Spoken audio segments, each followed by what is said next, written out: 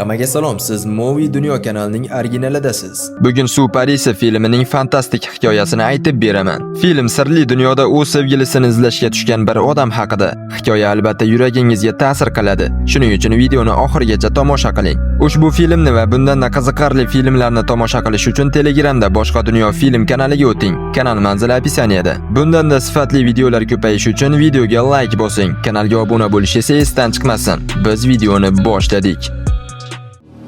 Filmning boshida dengizda bir kemani ko'rsatishadi. Unda bir guruh savdogarlar o'zlaricha kayf qilishmoqda. Ular kemaning niqob kiygan egasiga murojaat qilib, "Biz senga shunchalik ko'p oltin tangalar berdik. Endi esa bizga bir chiroyli suv parisini olib kel" deyishdi. Shundan so'ng kemaning niqobli xo'jayinining odamlari hammaga oynali idishda suv parisini ko'rsatishdi. Savdogarlardan biri, "Biz bu suv parisi aslida tirik ekaniga qanday ishonamiz?" dedi. Shunda niqobli xo'jayinning odamlari idishni sindirib yuborishadi va suv parisi pastga yiqilib tushadi. Savdogarlar ochko'zlik bilan suv parisiga yaqinlasha boshlashadi. Niqobli xo'jayin esa, "Avvalo ichingizdan kimga kerakligini hal qiling, chunki bu faqat bittangizga tegadi" deydi.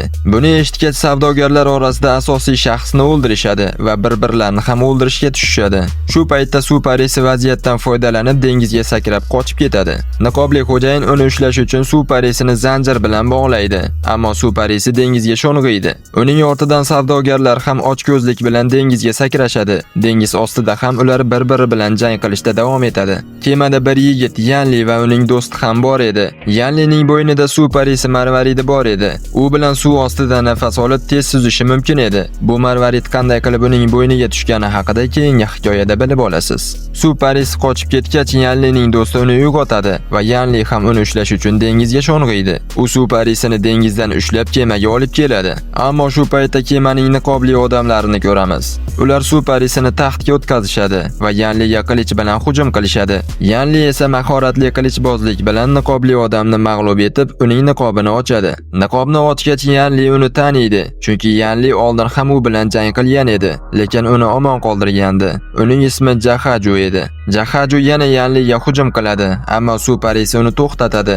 Yanlining do'sti undan "Nega odamlar bu suv parisining buyruqlarini bajarishyapti?" deb so'raydi. Yanli javob beradi: "Bu oddiy suv parisi emas, balki dengiz qiroli Javnining jodugar malikasidir." Shu gapdan so'ng suv parisi o'z haqiqiy qiyofasiga kiradi va uning jangchilari ham niqoblarini yechib tashlaydi. Suv malikasi Yanliga qarab, "Sening bo'yningda suv parisi marvaridi bor. Shuning uchun sen suvda tez suzay olasan va yashay olasan. Sen bizning dengiz qirolimiz uchun juda muhim kimsasan. Shu sababli men senga Sharqiy Xitoy dengizining dengiz sarkardasi bo'lishni taklif qilaman" deydi. Yanli bu taklifni qabul qilib o'z xonasiga ketadi. Ortidan malika ham xonaga kiradi va Yanli bilan majburan yaqin munosabat o'rnatmoqchi bo'ladi, ammo Yanli undan uzoqlashishga harakat qiladi. Shu bilan birga suv malikasi o'z rejasidan voz kechmaydi. Bu hikoya davom etadi va Yanlining asl sevgisi kimligi ham ochiqlanadi. Shivaning gaplariga qaraganda ular orasida hech qanday bo'linish yo'q edi, ammo bu suv parisi ikki o'rtaga gina solish uchun bunday gaplarni aytgan edi. Shundan so'ng Shiva achchiqlanib u yerdan ketadi. Ertasi kuni jamoa sardori va bir necha suv parisi Dragon saroyiga boradi. Ulardan biri Shivani ham o'zi bilan olib boradi. Chunki u tomog'ida marvarid yo'qligi sababli Shiva o'zi yolg'iz u yerga bora olmas edi. Ular Ajdar saroyiga yetib kelishganda xaroba va ulkan taxtni ko'rishadi. Jamoa sardori ularni ogohlantiradi: "Hech qanday ovoz chiqarmanglar. Aks holda ovoz g'azablangan Ajdarni uyg'otishi mumkin." Ular taxtning bir toshida joylashgan shoh marvaridini ko'rishadi. Jamoa sardori shunday deydi: "Bu marvaridning qudrati va yorqinligi kamaygan. Uni faqat tanlangan va sardor bo'lish layoqatiga ega bo'lgan shaxsgina olib tashlashi mumkin. Hech bir suv parisi marvaridni qimirlatishga muvaffaq bo'la olmaydi, ammo faqat Shiva uni o'sha toshdan chiqarib olishga muvaffaq bo'ladi." Bu vaqtda ochko'z Puani Pitch Blues orolida dam olib yotgan edi. U o'z qo'shinlariga boshqa suv parilarining tomog'ini kesib, ulardan sehrli marvaridlarni olib kelishni buyuradi. Ular hatto avval Zao maqtagan kichik suv parisini ham ayamas edilar. Zao o'sha kichkina suv parisini qutqarishga urinadi, ammo boshqa bir qo'mondon uning ham tomog'ini kesib, Marvaridni oladi. Buni ko'rib Zao juda g'azablanadi, ammo hech narsa qila olmaydi. Qo'mondon barcha to'plangan Marvaridlarni Pauniga beradi. Bundan mamnun bo'lgan Puani unga ham bitta sehrli Marvarid beradi. Boshqa tarafdan Puani va uning qilmishlaridan bexabar bo'lgan jamoa sardori va suparilari shoh Marvaridini olib orqaga qaytishga hozirlanayotgan edi. Ammo shu paytda g'azablangan ajdar uyg'onib ketadi. Suparilar uni to'xtatishga harakat qilishadi, lekin u juda kuchli edi va ularga hujum qila boshlaydi. Ajdar jamoa sardorini ham yaralab qo'yadi. Bu vaqtda Yanli va uning do'sti ham u yerga yetib keladi. Yanli do'stiga ajdarga bomba o'qlarini otishni buyuradi. Bombalar ajdarning ko'plab qo'llarini sindiradi, lekin bu qo'llar kamayish o'rniga ko'payishda davom etadi. Jamoa sardori o'z tayog'i yordamida suvni yuqoriga yo'naltirib, barcha suparilari va Yanlini Plich Bluson oroliga olib keladi. O'sha kechasi Yanli va Shiv birga vaqt o'tkazadilar. Shiv Yanliga shunday deydi: "Menga ayt, shunday bir narsa qilayki, bizning unutilgan sevgimizni eslay va seni yana avvalgiday sevay." Yanli unga shunday javob beradi: "Hamma narsani vaqtga qo'yib ber." O'sha kecha Puani xizmatkorining xonasiga kiradi. Xizmatkor uning haqiqiy qiyofasini, keksa va xunuk ayol ekanligini ko'radi. Aslida Puani yosh ko'rinish uchun boshqa suparilarning marvaridini ishlatardi. U uning sirini bilib qolgan xizmatkorini o'ldiradi. Ertasi kuni suparilari shoh marvaridini yana to'ldirish uchun o'z kuchlarining bir qismini unga qo'shishadi. Ammo shu paytda Puani odamlarga suparilariga hujum qilishni buyuradi. Puanidan qabul qilgan sehrli marvarid tufayli uning ikkinchi qo'mondoni undan kuchliroq bo'lib qolgan edi. U jamoa sardoriga halokatli hujum qilib, uni og'ir yaralaydi va Shivaga shoh marvaridni olib kelishni talab qiladi. Shiva marvaridni Puani qo'mondoniga berib yuboradi. Shoh marvaridini o'z ichiga singdirgan Puani nihoyatda kuchli bo'lib qoladi.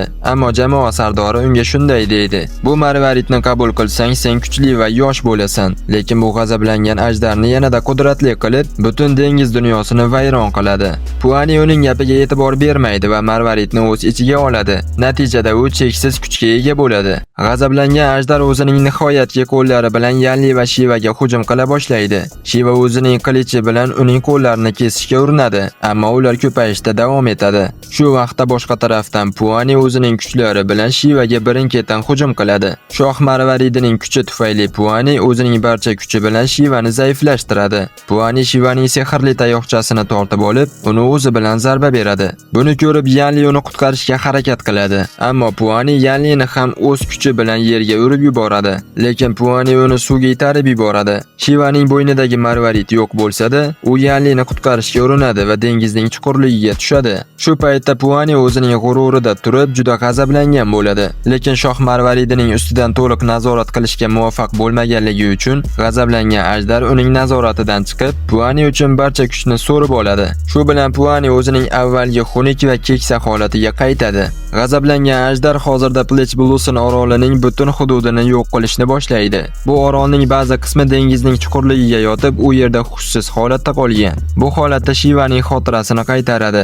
Xotirasi tiklanishi bilan u Yanlini o'ldirilgan holda uning bo'ynidagi marvaridni qaytaradi. Bu marvarid Shivaning bo'yniga qaytadi va Yanli o'zining sehrli mo'jizaviy kuchini qaytaradi. Shu bilan birga u Yanlini suvdan chiqarib oladi. Yanli: "Menga bizning sevgimizni eslatgan narsa endi qaytib kelganini his qilyapman", deydi. Shundan keyin u g'azablangan ajdarni to'liq nazorat qilish uchun marvaridni tortib olib, uni shu marvaridga qamrab qo'yadi va uni to'xtatadi. Keyin u marvaridni avvalgi taxtga qaytaradi. Puani esa oxirgi marta: "Bu hammasidan keyin hali ham asl holatingga qaytganingda, sen o'zingning haqiqiy go'zal va kuchli holatingga qaytib kelding", deb aytadi. Nihoyat Puani o'ladi. Endi suparilari jamoasi Shiva bilan birga jamoa sardori bo'lib, jamoa yetakchisi bo'lib qoladi. U Yanli bilan birga o'zining eski xotiralarini o'chirib tashlashga qaror qiladi. Yanli unga buni qilmaslikni aytadi, lekin Shiva: "Bizning kelajakdagi hayotimiz muhim", deb javob beradi. Shu bilan hikoya yakunlanadi. Agar filmni shu yergacha ko'rgan bo'lsangiz, demak kanalga obuna bo'lish vaqti keldi. Videoga like bosing va bizni kuzatib boring.